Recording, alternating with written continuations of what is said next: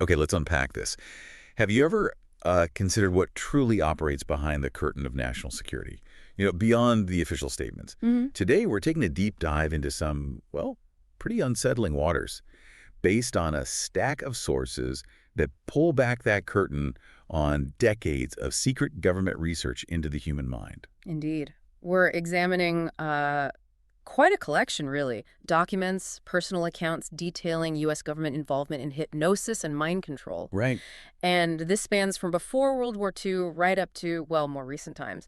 It's a journey into a world where scientific inquiry, frankly, frequently bypassed ethical considerations. All in the name of national security. Precisely. Our mission for you is to extract the most critical insights from these covert operations to shed light on the fascinating and often disturbing techniques developed and the profound questions they raise about truth, control, and the very nature of human will. Get ready for some compelling realizations that will definitely challenge your understanding of power and secrecy. So let's cast our minds back to the beginning. In 1940, President Roosevelt approached William Donovan. Wild Bill. Wild Bill, exactly, from World War I, asked him to organize the Office of the Strategic Services, the OSS. Our sources paint Donovan as a man of bold and imaginative thinking. Very open. Remarkably open, to every eccentric schemer with a harebrained plan, as they put it. What's particularly striking is his early approach. He established this model, linking covert government research directly with prominent U.S. corporations and universities. And that wasn't just a wartime thing. No, not at all. It set a precedent, a template that the CIA and NSA would later, continue and expand upon significantly. What's revealing here, I think, is the foundational amorality. It became deeply woven into these operations right from the start. How so? Well, the prevailing mindset was summed up as, what is heroic in combat is criminal in peace. Espionage, by its very nature, seemed to grant a license to moral violence. Often justified as being for the good of their country. Exactly. But as the sources clearly state, it frequently didn't work out that way. Early recruits included figures who'd become central later on. People like Stanley Lovell. That a dirty tricks R&D. That's the one. And George White, Richard Helms, Frank Wisner, and of course, the infamous Dr. Sidney Gottlieb. Okay, so given this early ethical landscape, what do Lovell's documented experiments tell us? That post-hypnotic suggestion, for example. What does that reveal about how quickly they applied these dark possibilities? Lovell's work gives us a really stark glimpse into how fast those moral lines blurred. He recounted this detailed instance, giving a post-hypnotic suggestion to a young man. Okay. After waking, the subject was told, post-hypnotically, mind you, to pick up a specific book from Lovell's desk without conscious recall. And he did it. Did exactly that. And when Lovell questioned him, the young man just said he just happened to notice it. Lovell's personal conviction, apparently, was that lying about these projects, including using hypnosis, was entirely appropriate. Wow.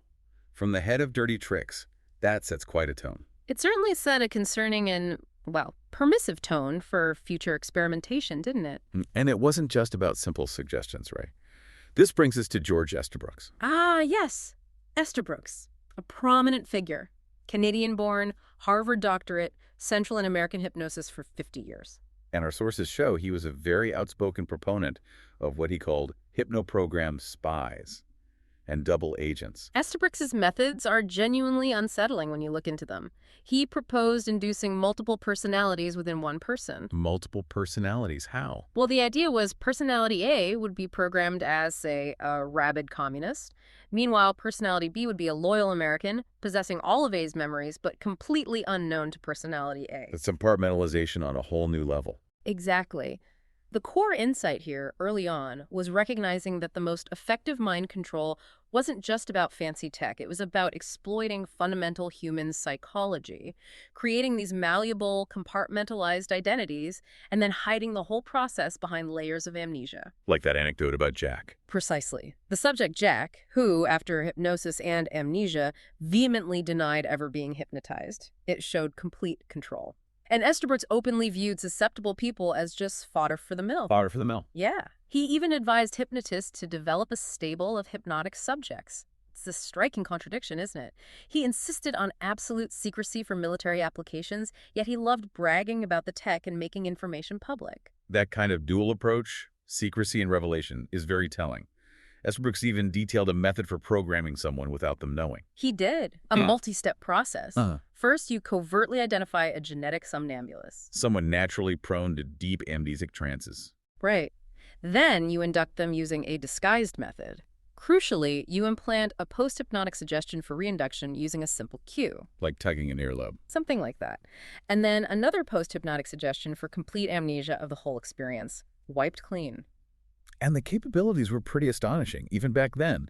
That FBI experiment from 1939. Oh, absolutely. With Estabrooks and M.H. Erickson, they hypnotized a subject named Tommy. The FBI agents tested his observation skills while he was in a trance. What did they find? After being reoriented back to that trance state, Tommy gave a blow-by-blow account of an entire hour's events. Tiny details when someone uncrossed their legs, lit a cigarette. It proved this incredible ability to record and recover huge amounts of data with extreme accuracy. All while consciously unaware in their normal waking state. Exactly. The potential was enormous and clearly recognized early on. Okay, so after World War II, things shifted. President Truman, initially distrustful of Donovan and Hoover, he briefly shut down the OSS. A smaller group was formed, the CIG, Central Intelligence Group. Right. But Donovan's team lobbied Congress hard. And in 1947, the National Security Act created the CIA, giving it broad, open-ended powers. Our sources really emphasize the significance of this expansion. Unchecked power, essentially. The implications are just enormous. Truman himself later expressed deep regret about signing the CIA into existence, especially because of that open-end clause. He felt it got out of hand. Very much so. He described the agency becoming a government all of its own and all secret, spending billions of dollars.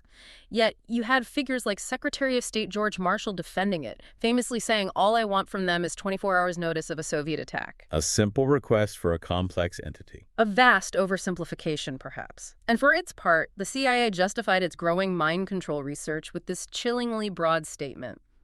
Quote, "Anything that contributes to the prediction of human behavior and makes possible its direction or control is of inestimable value."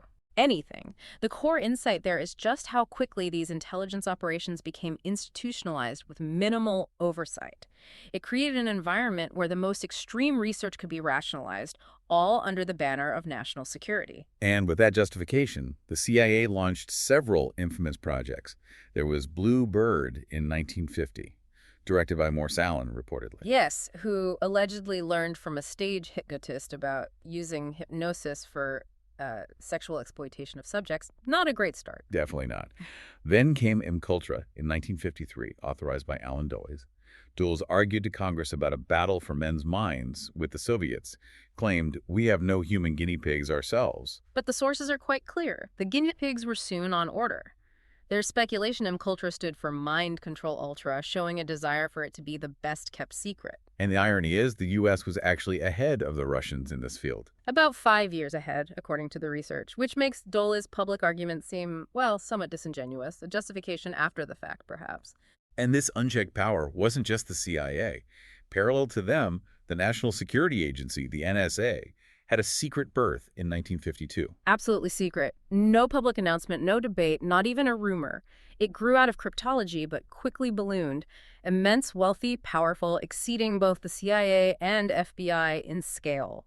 Its headquarters is still the second largest building in the U.S., right? It is. And the NSA's policy was to be forever invisible, operating in what the sources call a legislated national amnesia, with relative indifference as to whether something they want to do is legal or illegal. And their reach wasn't just overseas. The NSA started domestic spying, targeting Vietnam War protesters, the civil rights movement. Right. Any agency could request surveillance, but the NSA largely made its own calls. President Nixon even signed an addendum approving these things. And when he rescinded it? The NSA just kept going Wrong. without authorization. The Senate Intelligence Committee later issued that stark warning. NSA's potential to violate the privacy of American citizens is unmatched by any other intelligence agency. And then President Reagan, our sources note, tossed out Carter's restraining order, hobbled the Freedom of Information Act, and broadened the powers of the secret agencies dramatically. Which raises that critical question about true oversight, doesn't it? The secrecy within the NSA itself was astounding. The secret don't tell rule, strict need to know, enforced by internal security, M5 polygraphs. Walls of secrecy. Laws that blocked access even by Congress, administrations, presidents themselves. Operation Shamrock is a prime example. Surveillance kept secret from every president until 1975. Wow. The alarming insight here is that such absolute secrecy didn't just enable unauthorized operations, it fostered an environment where external accountability became virtually impossible, leading some researchers to claim that the CIA, State Department, even the White House take orders from the chiefs at the NSA.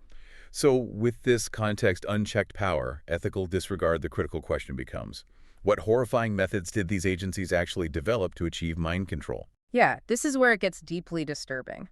Our sources detail a frightening array of techniques, often combined, designed specifically to break down and rebuild personality. They even had a term for some experiments. They did, chillingly termed terminal experiments, explicitly described as going beyond conventional ethical and legal limits, with subjects whose best interest was about to be harmed. The language itself speaks volumes about the intent. Deliberate harm. One key technique was narco-hypnosis, using barbiturates like sodium pentothal, sodium amytal. Right, sometimes called truth serum. Used in interrogations, sure, but these drugs also significantly enhance suggestibility. Making subjects vulnerable not just to questioning, but to implanted false guilt. Exactly. They were used to force deep trance, lower consciousness, eliminate conscious will, facilitate hypnotic training. The CIA even tried covertly dosing unsuspecting victims. Despite challenges with unstable solutions. Right. There's the example of the Russian agent Explosive. Divulged extremely valuable information under drugs and hypnosis, then, poof, induced amnesia, the interrogation forgotten. That's a critical point. Narco-hypnosis was valued because subjects essentially couldn't resist trance induction once the drug was in their system. That's what the experts stated. It opened up these dark possibilities of extremely deep trance, where judgment is more or less excluded, rendering them almost entirely exposed, vulnerable to suggestion without a conscious filter. It's chemical manipulation creating a physiological pathway to absolute mental vulnerability. Moving beyond drugs, electroshock therapy, ECT, was another terrifying tool. The voltage described as like a 100-watt light bulb for a second. For about half a second to 1 second, yes, inducing a grand mal epileptic convulsion. The effects were chilling. Temporary intellectual impairment, diffuse amnesia, general weakening of the ego. Making subjects extra suggestible, extra hypnotizable. Precisely. By 1950, Bluebird goals explicitly included researching ECT for mind control. The CIA was interested in its ability to cause amnesia for non-specific periods, even to implant anti-American values. And this leads us straight to Dr. Ewen, Whose work, notably, was partly funded by the CIA. His theory was about blanking minds with repeated electroshock, then recording new programming using repeated taped messages, psychic driving. That case of Laura's Susan. Horrifying. A depressed, disturbed woman shocked into new personalities. Her bad past, wanting a divorce, was erased. She was reprogrammed to be good, submissive to her husband. And regressive shock. Pushed subjects to become infantile, losing bladder control, whimpering, significant mental impairment.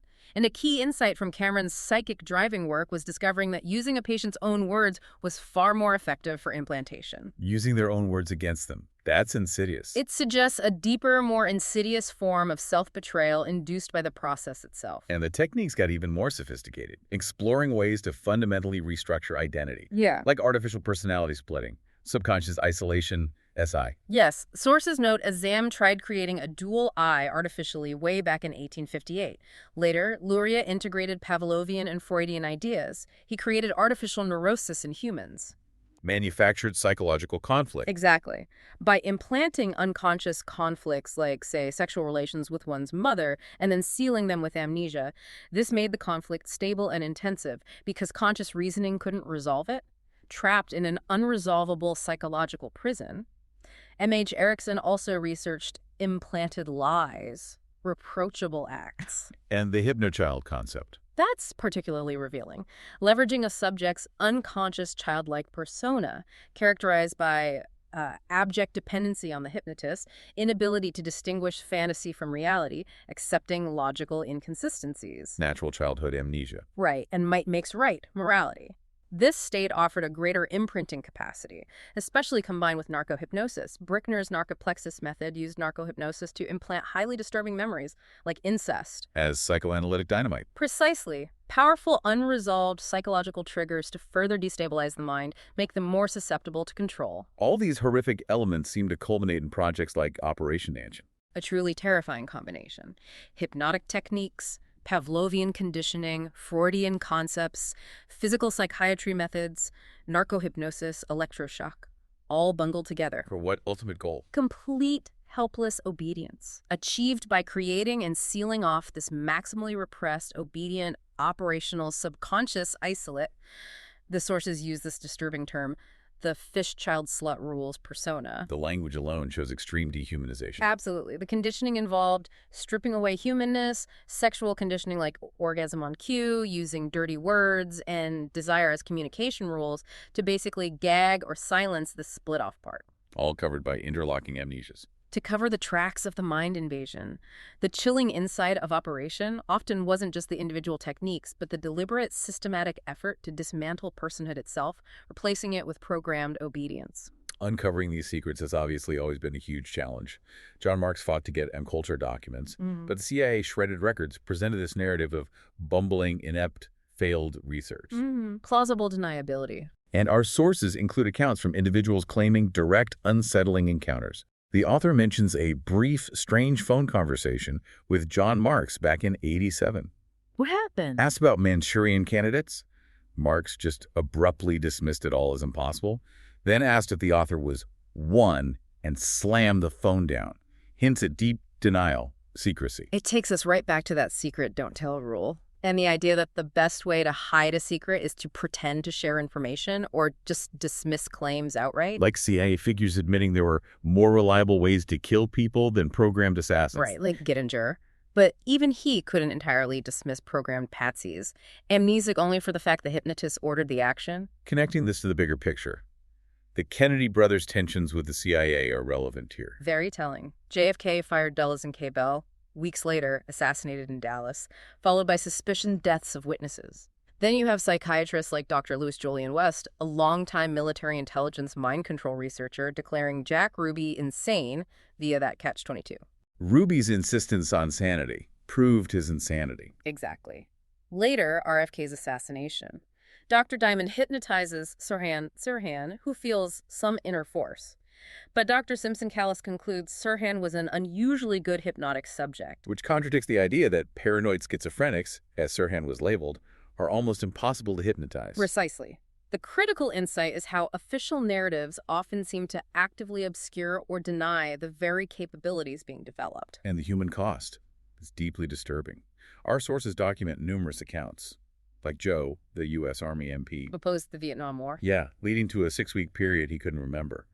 Woke up in a hospital after electroshock, told he attempted suicide, spent the next 10 years training attack dogs. Using a method to make them crazy? By constantly confusing them, training them to not think for itself, to become unconditionally obedient robots. Joe later became allergic to authority and gave that chilling warning. If they knew what you're trying to do, they wouldn't hesitate to kill you. Grim. And there's the other story, RJ's author friend dying after writing about delayed stress, adds to a pattern of silenced voices.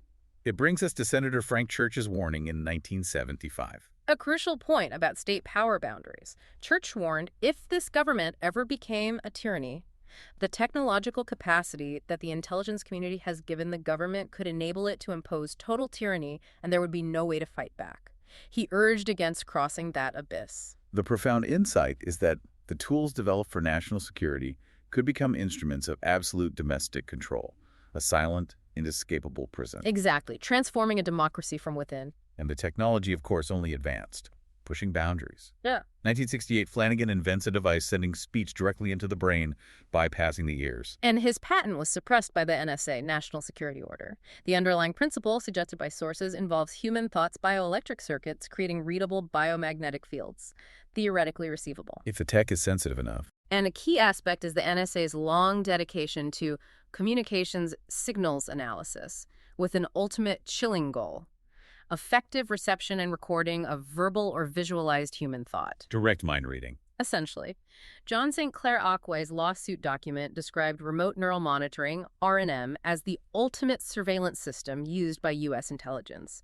This includes brainprint technology, Decoding brain frequencies to impose information. decoding the resonance frequency of each specific brain area to impose information at different brainwave frequencies.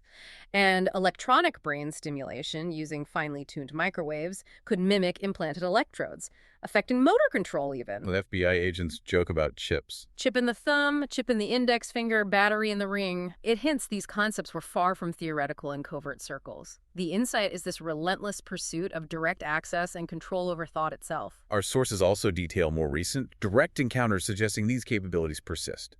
An account of a friend projecting a strong, subliminally angry, wordless mental force to induce trance. Blocked by internal conditioning, thankfully, in that case. Then Ivy, a psychology PhD student practicing extrasensory mind inductions daily, claiming guides, chose her targets. Adjusting energy, she called it. And perhaps most unsettling, Mr. D, an ex-Army Special Forces member, allegedly used multiple techniques, thought projection, extrasensory induction, confusing hand pressures, an erotic sensation sent up the arm, forcing a verbal thought, taking a brain print, mind reading. With the connection ceasing the moment his car engine started, suggesting possible technological aid. These accounts, while extraordinary, underscore that this secret don't-tell programming might offer some internal resistance. But they also make it disturbingly clear that official psychology textbooks calling mind-to-mind influence absolutely impossible were, well, false, highlighting a vast gap between public knowledge and secret capabilities. Ultimately, these incidents reinforce the realization that it might be deemed permissible for our government to use any means necessary to protect what is declared secret. Which, as sources suggest, could include deceit, disinformation, even assassination. The core insight is that even with historical disclosures, the full extent and current capabilities remain deliberately obscured, actively shaping public perception. So what does this all mean for us? We've journeyed through decades of clandestine research, crude hypnosis to sophisticated remote neural monitoring, all operating with minimal oversight, frequently bypassing fundamental ethical boundaries. The relentless drive to control the human mind, fueled by national security fears, meticulously concealed by layers of secrecy. It raises that profound, important question. In a society valuing freedom and democracy, what happens when powerful agencies operate in absolute secrecy, accumulating technologies capable of total tyranny, as Senator Church warned? The implications for individual autonomy, our right to self-determination, the very structure of a free society, they're far-reaching, deeply unsettling. The sources clearly state that when a society loses the right to know all the facts, it loses the right to democracy. This deep dive really reminds us of the constant struggle for transparency and the vital importance of being informed, even about the most uncomfortable truths, to safeguard our shared future. It's crucial. So here's a final thought for you to consider. Given this historical pattern of secret agencies and their explicit desire to create unknowing agents and patsies, what safeguards, if any, can truly protect an informed populace from manipulations so deeply hidden they might not even know they're happening, and where the very notion of truth itself can potentially be systematically engineered?